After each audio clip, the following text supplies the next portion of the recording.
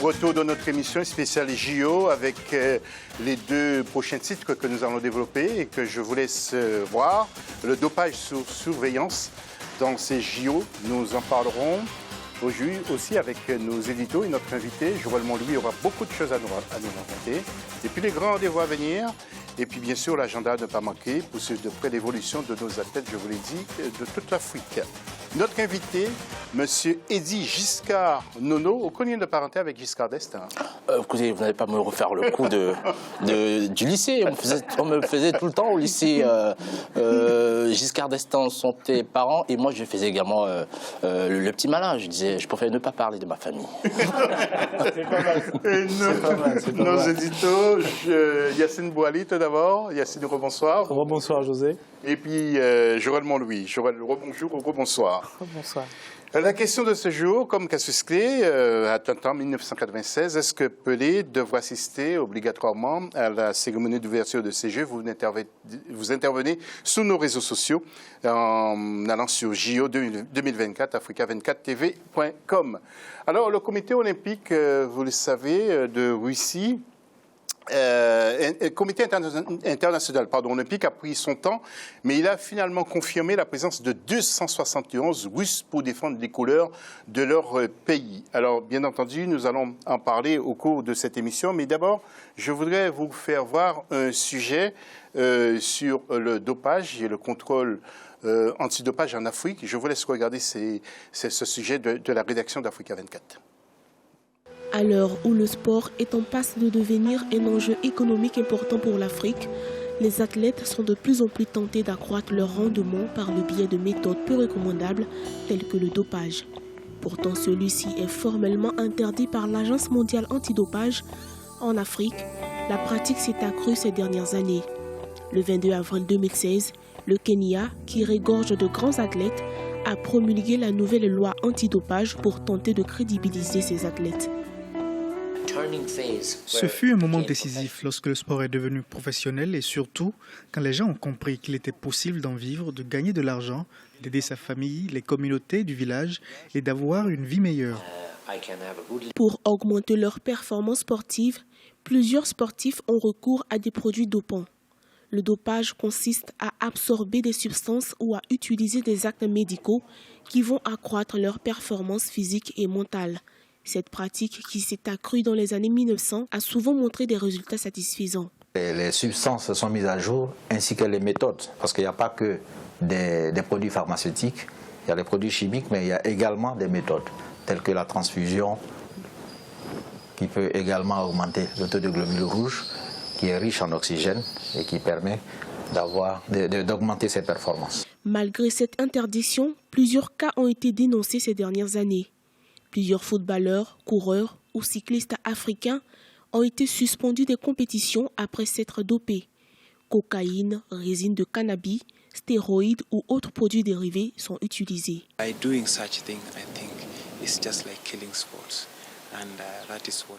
C'est une pratique dangereuse parce qu'elle tue le sport. Nous disons à tous les sportifs qu'il y a un temps pour tout.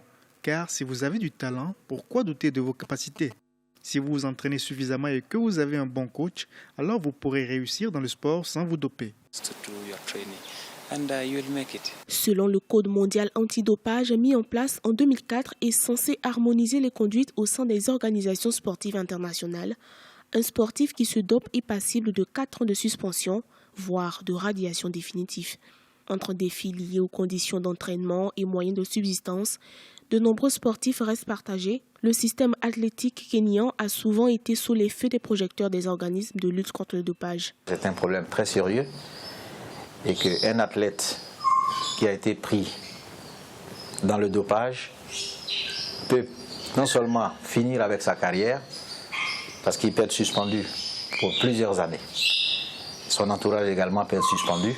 Et vous avez vu au Kenya, c'est toute une délégation qui risque d'être suspendue, ainsi qu'en Russie. Donc je les exhorte surtout à rester eux-mêmes, ne prendre aucun produit. L'olympisme, c'est ça, c'est la loyauté et c'est le courage qui est rémunéré. Voilà, la suite de ce dossier, ce sera demain dans notre troisième numéro de cette émission spéciale Jeux Olympiques. Et dites, est-ce que vous pensez que contrôler un athlète, c'est devenu très difficile aujourd'hui? Déjà, sincèrement, par rapport à ce genre de situation, je dois avouer que je suis assez confus. Confus dans la mesure où, aujourd'hui, vous avez fait un reportage qui a illustré parfaitement ma pensée, parce que dans le subconscient populaire, on a ce sentiment que la problématique autour du dopage est une problématique qui concerne les pays riches. Alors que malheureusement, ça concerne toutes les nations. Vous savez, dans certaines nations pauvres, on parle de l'Afrique, dans certaines nations qui ne prennent pas conscience de ce fléau, de ce problème. Vous avez vu tout à l'heure le Kenya, on a évoqué, il y a une loi antidopage qui a été promulguée au Kenya, qui permet aux athlètes de prendre conscience de cette problématique. Dans des nations comme certaines nations, par exemple en Afrique centrale, je ne vais pas les citer, pour ne pas indexer qui que ce soit, ou voilà, certains sportifs amateurs n'ont pas conscience du fléau, du paramètre que c'est ce mot autour de la problématique qu'est le dopage. Ils ne savent pas qu'en allant en pharmacie, prenant un produit ou un produit pharmaceutique ou quoi que ce soit, un médicament, ça peut avoir des incidences sur leur carrière. Ils n'ont pas conscience de cela parce qu'autour d'eux, il y a un encadrement qui ne suit pas. Et c'est vrai qu'il est de plus en plus difficile de contrôler ces sportifs pour ces nombreuses raisons. Déjà pour ce problème d'information, pour le problème de suivi médical, et pour le problème aussi du traitement, du suivi, du traitement médical des personnes concernées. Et tout cela pose un véritable problème. Edith, merci pour ces précisions. Alors, il y a les Russes. Yacine, avant de retrouver Joël Montlouis, nous allons voir les images des Russes qui sont là-bas à Rio, qui sont quand même là. On aurait pu penser que les Russes ne seraient jamais... José, le problème du dopage ne concerne pas uniquement les Russes. Pourquoi aujourd'hui on montre des doigts les Russes? Parce qu'il faut savoir qu'aussi il y a le problème géopolitique aujourd'hui, quand on sait que la Russie est soumise à un embargo de la part de l'OTAN et du reste des puissances des États-Unis. Donc aujourd'hui, la problématique du dopage ne concerne pas uniquement les Russes. On a essayé c'est-à-dire de stigmatiser une nation qui est une grande nation du sport et mis à part le dopage, mais quand on revient à l'Afrique, aujourd'hui peut-être c'est un problème de santé publique, parce qu'il y a beaucoup de commissions de contrôle du dopage au niveau des fédérations africaines qui ne jouent pas le jeu. Récemment en Algérie, il n'y a même pas 6 mois de ça, il y avait une dizaine de joueurs de football qui ont été contrôlés positivement, soit en consommant des produits du cannabis ou de la cocaïne, donc uniquement sur quelques contrôles, parce qu'il y a des choses qu'on ne veut pas rendre publiques. Imaginez-vous, dans toutes les fédérations africaines, si on joue le jeu du contrôle antidopage, je pense qu'il y aurait beaucoup de... Oui, alors c'est grave. Attendez, on va partager la parole. Joël Montlouis a des choses aussi à nous dire, parce que je crois que vous avez travaillé sur ce dossier du dopage. Le dopage, ça fait partie, on va dire, des activités que je connais par ma profession d'avocat. Mais je voulais juste revenir sur la problématique de la stigmatisation de la Russie. C'est pas tant que la Russie est stigmatisée que, et là on revient un petit peu en arrière pour contextualiser le tout, c'est suite à des révélations. Juste pourquoi je dis stigmatisé? Parce que le problème de dopage des Russes ne date pas d'aujourd'hui. Oui, c'est un problème qui date des années 60 et 70. Pourquoi le ressortir aujourd'hui et le rendre public à grande échelle? C'est ressorti fin 2004, début 2015, fin 2014.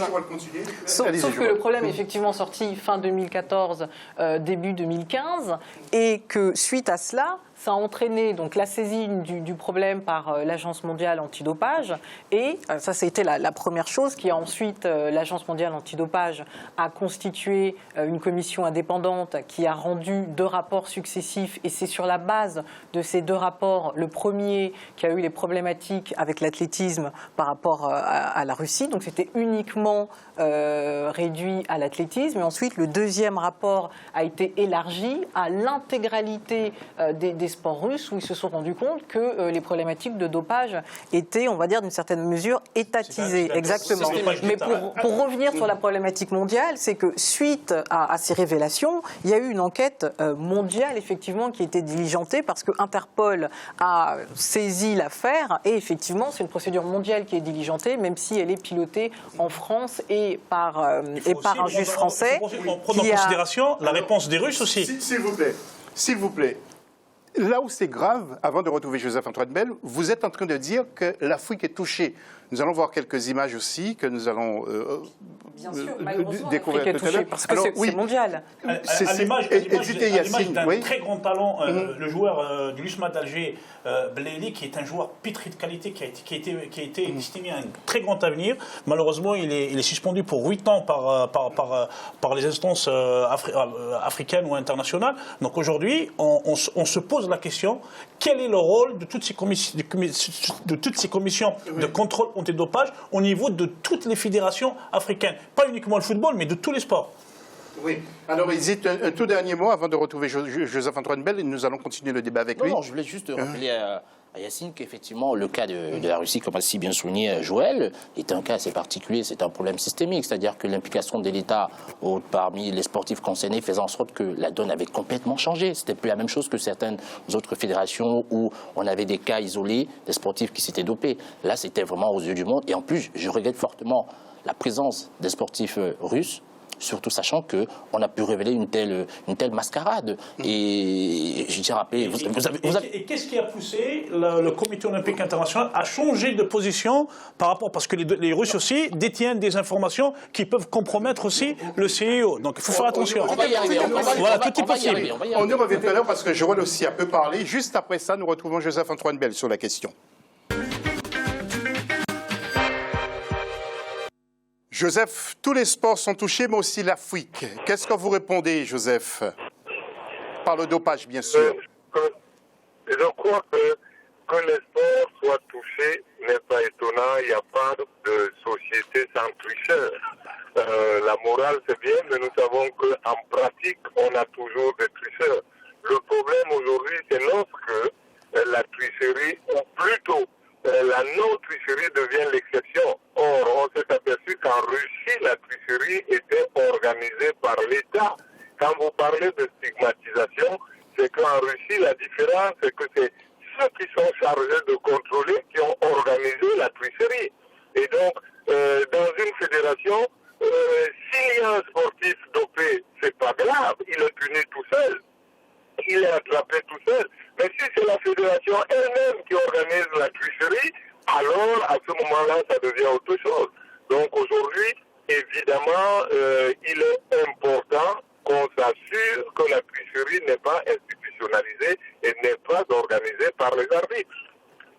Voilà. Eh bien, Joseph, merci, parce que nous sommes très courts dans le temps. Et puis, bien sûr, demain, nous allons revenir, Joseph, dans la deuxième partie de l'émission, parce que c'est un débat, bien entendu, à engager dans les émissions spéciales JO de Rio. Alors, Joël, qu'est-ce que vous voulez rajouter avant de passer à d'autres sujets sur ce phénomène? Joseph-Antoine Bell nous disait justement que la tricherie ici était organisée par l'État. La seule chose que je voudrais rajouter, c'est que on a un double problème au niveau du dopage. C'est qu'il y a le dopage qui peut venir, bien sûr, du sportif qui a décidé par ses propres moyens de trouver la substance correspondante, mais il y a aussi l'autre partie qui consiste à avoir un système dans lequel le sportif, finalement, se retrouve victime. C'est-à-dire qu'il est face à une institution dans laquelle, ou s'il veut, finalement, s'il veut faire son sport, faire son métier, il est obligé d'adhérer à ce système. Donc ça, c'est le premier point où effectivement c'est pas toujours facile, parce qu'à la fin la personne qui sera sanctionnée ce sera principalement le sportif. Et la deuxième chose, donc là cette fois-ci c'est pour revenir sur l'Afrique, j'ai entendu, et ce que je trouve assez dangereux, certaines personnes qui disent oui mais attention, en Europe, pour revenir sur ce que disait Edith, en Europe ils font du dopage de masse, nous sommes, je cite, des artisans. Attention, c'est pas parce qu'on est un artisan qu'on n'enfreint pas la loi. Juste pour revenir à vous, le dopage de masse, il faut savoir que dans les années 70 et les années 80, il y a une dizaine de joueurs de l'équipe nationale d'Algérie qui à l'époque, il y avait des staffs russes, enfin des pays de l'Est. Aujourd'hui, ces joueurs ont tous eu des enfants handicapés. D'ailleurs, il y a une plainte qui a été déposée. Mais en Algérie aussi, il y a eu plein de problèmes, hein. Exactement, par rapport à ça, il y a une dizaine de joueurs algériens ils ont déposé un dossier parce qu'ils ont eu tous des enfants handicapés. Ok, on va s'arrêter là, s'il vous plaît, parce que franchement, c'est un dossier sur lequel il faut oui, mais demain, on va y revenir. Le handball rentrera en compétition, vous le savez, bientôt, avec les pays du continent. Si on parle des pays d'Afrique du Nord, comme par exemple l'Algérie et l'Égypte, bien sûr. Et puis l'une de nos spécialistes qui sera sur le plateau aussi, Nina Kanto, ex-internationale franco-camerounaise, nous dit quelques mots sur la participation de nos pays dans ce grand rendez-vous de Rio. Je pense que pour l'Égypte et la Tunisie, ça va être un petit peu compliqué, mais ils peuvent créer la surprise. On sait que les Jeux Olympiques, c'est quelque chose qui vous transcende au niveau du cœur et on est capable de proposer un jeu qu'on n'a jamais proposé toute sa vie. Donc je pense qu'ils peuvent créer la surprise parce que les clubs européens ont tendance à penser qu'en Afrique, justement, on est en retard, au niveau de la pression, ils ne vont pas savoir gérer le stress, mais moi, je suis persuadée du contraire. Par contre, l'Angola, chez les filles, je pense qu'elles ont une carte à jouer parce qu'elles ont déjà montré dans les compétitions internationales qu'elles avaient leur place. Elles ont fait tomber de très grosses équipes. Maintenant, ça va être plus sur la durée de la compétition qu'il va falloir qu'elle reste performante, mais c'est pas le pays numéro 1 du handball en Afrique pour rien et ça laisse pas les choses au hasard. Chez les garçons, c'est beaucoup l'Égypte, la Tunisie et l'Algérie qui dominent le championnat africain, voilà, que ce soit pour la CAN ou pour la Coupe des clubs vainqueurs. Ensuite, chez les filles, on peut voir que c'est l'Angola, le Congo, la Côte d'Ivoire, le Cameroun, qui sont quand même, et la Tunisie, qui sont quand même les 5 nations qui représentent bien le handball féminin africain. Il va y avoir une Coupe d'Afrique des Nations qui va se dérouler donc au mois fin novembre, début décembre en Angola, si je me souviens bien, donc des seniors féminines. Et j'espère quand même que l'équipe du Cameroun va porter haut et fort nos couleurs. Voilà, merci Anina. C'est la fin de la deuxième partie de cette émission. Et en image, ce qui vous attend tout à l'heure pour la troisième partie, eh bien, ce seront des rendez-vous de lundi 8 à Rio, et puis bien sûr l'agenda que vous présentera Africa 24. À tout à l'heure, après la pause.